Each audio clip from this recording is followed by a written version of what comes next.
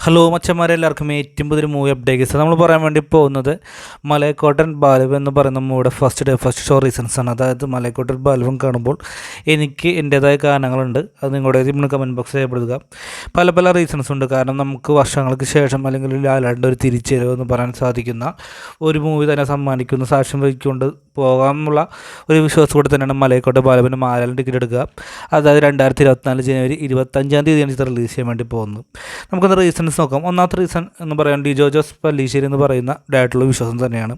അദ്ദേഹത്തിൻ്റെ ഏത് ചിത്രം എടുത്താലും അദ്ദേഹത്തിൻ്റേതായ ഒരു വ്യക്തിമുദ്ര അല്ലെങ്കിൽ തൻ്റേതായ രീതിയിലൊരു ശൈലിയിൽ ഒരു പടം എടുക്കുന്ന വ്യക്തിയാണെങ്കിൽ അത് ലിജോ ആയിരിക്കും. കാരണം അദ്ദേഹത്തിൻ്റെ ഏത് ചിത്രം എടുത്ത പോലെ ആമേനാണെങ്കിലും അങ്കമാലിയാണെങ്കിലും അതുപോലത്തെ ഇമ്മയാണെങ്കിലും ചുള്ളിയാണെങ്കിലും നാൽപ്പകൽ നേരത്തെ മയക്കമാണെങ്കിലും ഏത് ചിത്രം എടുത്താലും അദ്ദേഹത്തിൻ്റേതൊരു ബ്രാൻഡഡ് അല്ലെങ്കിൽ അദ്ദേഹത്തിൻ്റെ ഒരു മേജിക് ആ ചിത്രത്തിൽ കാണാൻ സാധിക്കും.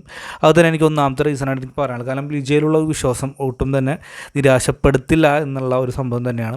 രണ്ടാമത്തെ റീസൺ ലാല എന്ന് പറയുന്ന ബ്രാൻഡ്, അതായത് നമ്മുടെ ലാലേട്ടൻ കട്ട ഒരു ലാലേട്ടൻ ഫാൻ തന്നെയാണ് ഞാനും. അപ്പോൾ ലാലേട്ടൻ ഒരു തിരിച്ചുവരവ് അല്ലെങ്കിൽ അദ്ദേഹത്തിൻ്റെ ഒരു മേക്ക് ഓവർ കാണാൻ വേണ്ടിയിട്ട് ഒരുപാട് നാളെ ആഗ്രഹിക്കുന്നു. അതുകൂടെ തന്നെ മലയക്കോട്ടെ ബാലവൻ ഒന്നാമത്തെ കാരണം ഫാൻ ഷോ അടക്കം ടിക്കറ്റ് എടുക്കാൻ കാരണം എന്ന് പറയുമ്പോൾ തന്നെ നമ്മുടെ ലാലേട്ടൻ ഉള്ള അദ്ദേഹത്തിൻ്റെ ഒരു തിരിച്ചുവരവ് അല്ലെങ്കിൽ അദ്ദേഹത്തിൻ്റെ ഗംഭീരമായുള്ള ഒരു സ്ക്രീൻ പ്രസൻസും ലിജ എങ്ങനെയായിരിക്കും ലാലേട്ടനെ ഒരുക്കി വെച്ചിരിക്കാൻ കാണാനുള്ള ഭയങ്കര ആകാംക്ഷയുണ്ട്. അതുപോലെ തന്നെ മൂന്നാമത്തെ റീസൺ എനിക്ക് എടുത്ത് നോക്കിക്കഴിഞ്ഞാൽ ഇതിൻ്റെ ഒരു സ്റ്റോറി ലൈൻ തന്നെയാണ്. കാരണം മലയക്കോട്ടെ ബാലവൻ എന്തുകൊണ്ടായിരിക്കും ആ പേരിടാൻ കാരണം. അതുപോലെ തന്നെ കഴിഞ്ഞ ദിവസം ഇൻ്റർവ്യൂവിൽ ലാലേട്ടൻ ഒരു കാര്യം പറയുണ്ടായി. കാരണം ഈ ബാലവനിൽ തന്നെ ഒരുപാട്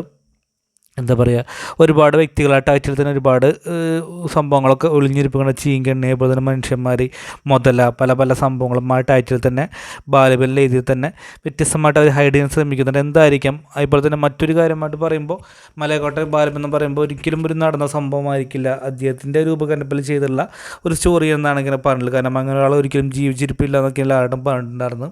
പക്ഷേ ഇതിൻ്റെ കഥ നമുക്കൊരു പാട്ടിൽ നിന്ന് അവസാനിപ്പിക്കില്ല. ഒരു ഫസ്റ്റ് പാർട്ടും സെക്കൻഡ് പാർട്ടും ഉണ്ടാവും എന്നൊക്കെയാണ് മലയക്കോട്ടെ ബാലബൻ ടീമാർ പറഞ്ഞിട്ടുണ്ടാകുക. അപ്പോൾ ഒരിക്കലും നമ്മുടെ മലയക്കോട്ടെ ബാലബൻ 25 ഇറങ്ങുമ്പോൾ ഒരിക്കലും അത് സെക്കൻഡ് പാർട്ടിലൊരു ഓപ്ഷൻസും തുറന്ന് കഴിയിട്ടായിരിക്കാം നമ്മുടെ ലാലേട്ടൻ്റെ മലയക്കോട്ടെ ബാലബൻ അവസാനിപ്പിക്കുന്ന കാര്യത്തിൽ യാതൊരു സംശയം ഉണ്ടാവില്ല. അതുപോലെ തന്നെ ലാലേട്ടൻ ഡബിളിലുള്ള വരാമെന്നും കേൾക്കപ്പെടുന്നുണ്ട്. മറ്റൊരു കാര്യം എന്താ പറയുക, ഒരു ഫാൻസി ഒരു മൂവിയാണ്. അതായത് ഒരു ഫാൻസ് ടൈപ്പ് ആൻഡ് ഒരു ഡ്രാമ ആക്ഷൻ മൂവിയാണ്. അതായത് ലിജിയുടെ ഒരു ക്ലാസ് പ്ലസ് മാസ് എന്ന് പറയാൻ സാധിക്കില്ല, ഒരു ക്ലാസ് പ്ലസ് ആക്ഷൻ മൂവി എന്ന് പറയാൻ സാധിക്കുള്ളൂ. കാരണം മാസ് എന്ന് പറയുമ്പോൾ മുണ്ടും മടിക്കുള്ള ഡയലോഗോ കാര്യങ്ങളൊന്നും ഉണ്ടാവില്ല. കാരണം എന്താ പറയുക, നമ്മുടെ ഒരു അടിച്ചുപൊളി പടം കാണാനായിട്ട് ആരും ടിക്കറ്റ് എടുക്കേണ്ടതെന്ന് എനിക്ക് പറയാൻ സാധിക്കുള്ളൂ. കാരണം ലാലേട്ടൻ്റെ അല്ലെങ്കിൽ ലിജോ ജോസ് പല്ലിശ്ശേരിയുടെ ചിത്രം എങ്ങനെയായിരിക്കാം ആ ചിത്രം പ്രതീക്ഷിച്ച് പോകുക. കാരണം കഴിഞ്ഞ ദിവസം ലാലേട്ടൻ പറയുണ്ടായി ഇത് ഒരു എന്താ പറയുക ഒരു മാസ് ആക്ഷൻ മൂവി ആയിരിക്കില്ല. ലിജോ ജോസ് പല്ലിശ്ശേരി എന്ന് പറയുന്ന ഡയറക്ടർ ചിത്രം എങ്ങനെയായിരിക്കും അതേപോലെ ഉദ്ദേശിച്ച തിയേറ്ററിൽ കാണുക. അല്ലാത്ത പക്ഷം മറ്റുള്ള ഓവർ ഹോപ്പോടുകൂടി ചിത്രം കാണുകയാണെങ്കിൽ പുലിമുരുകനൊക്കെ പ്രതീക്ഷിച്ച് പോവുകയാണെങ്കിൽ തീർച്ചയായും നിരാശ തന്നെയും സമ്മാനിക്കുക. അതുകൊണ്ട് അങ്ങനത്തെ എല്ലാം പറഞ്ഞേക്കുക. കാരണം നമുക്ക് മലയക്കോട്ടെ ബാലവൻ, നമ്മുടെ മലയക്കോട്ടയിലെ ഒരു ബാലവൻ എങ്ങനെയായിരിക്കും അവതരിപ്പിക്കാൻ വേണ്ടി പോവുക. അല്ലെങ്കിൽ മല്ലൻ്റെ ഒരു കഥ, അപ്പോൾ ഒരു ഗുസ്തി ഒരു കഥ എന്നൊക്കെ പറഞ്ഞ പോലെ തന്നെ അദ്ദേഹത്തിന് വേണ്ടിയിട്ട് അദ്ദേഹത്തിൻ്റെ ഒരു കഥ തന്നെയാണ് നമ്മൾ കാണാൻ വേണ്ടി പോകുന്നുണ്ടാവുക. അപ്പോൾ മലയക്കോട്ടെ ബാലബൻ്റെ കഥ അറിയാൻ താല്പര്യമുള്ളവർ ആ രീതിയിൽ തന്നെ പോവുക. പണ്ടത്തെ ഒരു വടക്കൻ വീരകഥയിൽ പറഞ്ഞ പോലെ തന്നെ പാണം പാട്ടും പാടി നടന്നൊരു ബാലബൻ്റെ കഥ തന്നെയാണ് നമുക്ക് സാക്ഷ്യം വയ്ക്കാൻ വേണ്ടി പോകുക. ഓരോ സ്റ്റിൽസും അങ്ങനെയാണെങ്കിലും നമുക്ക് അങ്ങനെയാണ് തോന്നിയുള്ളൂ. കാരണം ലാലേട്ടൻ ഫുഡ് കഴിക്കുന്നൊരു മല്ലൻ, അതായത് ആ നാട്ടിലെ ഏറ്റവും പ്രധാനപ്പെട്ട ഒരു മല്ലൻ എന്നൊക്കെ പറഞ്ഞ് പോയിരുന്നു. അതുപോലെ തന്നെ ഒരു സന്യാസിയുടെ ജീവിതകഥ എന്നൊക്കെ തന്നെയാണ് പല ഹ്യൂമറും കേൾക്കുന്നുണ്ട്. എന്തായാലും ഞാൻ ഏറ്റവും വലിയ വെയിറ്റിംഗ് എന്ന് വെച്ച് കഴിഞ്ഞാൽ ഇതിൻ്റെ കാസ്റ്റിംഗ് നോക്കിക്കഴിഞ്ഞാൽ തന്നെ ഒട്ടും നമുക്കറിയാത്ത ഒരുപാട് താരങ്ങളുണ്ട്. അപ്പോൾ ആ പുതുമുഖ താരങ്ങളെല്ലാം നമുക്ക് ഒരു പരിചയസമ്പന്നമായുള്ള താരങ്ങളൊക്കെ ഇങ്ങനെ ലിജോ അവരെ എങ്ങനെയാണ് ട്രെയിൻ ചെയ്യിപ്പിക്കുന്നത്, അവരുടെ പ്രകടനം എങ്ങനെയാണെന്നൊക്കെ കാണാൻ ഭയങ്കര ആകാംക്ഷയുണ്ട്. കാരണം ആ പകൽ നേരത്തെ മയക്ക് നമ്മൾ കണ്ടിട്ടുള്ള വ്യക്തിയാണല്ലോ. ഓരോ വ്യക്തിയും ഞെട്ടിച്ചു, തൻ്റേതായ രീതിയിൽ തന്നെ അവസരം ഞെട്ടിച്ചു. ഇതിൽ പറയുന്നത് ലാലേട്ടൻ്റെ ഇത് ഇൻട്രോ, അതുപോലെ ക്ലൈമാക്സ്, അതുപോലെ തന്നെ ഇൻ്റർവെൽ സീൻസൊക്കെ ഗംഭീരമാണെന്നൊക്കെ കേൾക്കപ്പെടുന്നുണ്ട് പല ഇൻ്റർവ്യൂസിലും.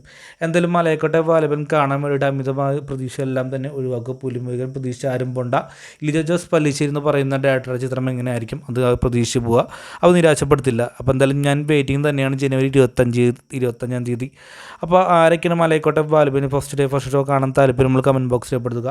എന്തായാലും ഇപ്രാവശ്യത്തെ ലാലേട്ടൻ്റെ ഗംഭീരമായി തിരിച്ചറിവ് ഞാൻ വിശ്വസിക്കുന്നു, ആശംസിക്കുന്നു. അപ്പോൾ ലാലേട്ടനും മലയക്കോട്ടെ ബാലബൻ ടീമിനെ നമ്മുടെ വിഷ്ണു വിച്ച് എൻ്റർടൈൻമെൻറ്റ്സിൻ്റെ പേരിൽ വിജയാശംസ നേർന്നുകൊണ്ട് ഈ വീഡിയോ അവസാനിപ്പിക്കുകയാണ്. അപ്പോൾ നേരത്തെ പറഞ്ഞ പോലെ തന്നെ വീഡിയോ ഇഷ്ടപ്പെട്ടാൽ ലൈക്ക്, സബ്സ്ക്രൈബ് പരിഗണിക്കുക. അതുവരെയും ബൈ ഫ്രണ്ട്സ്.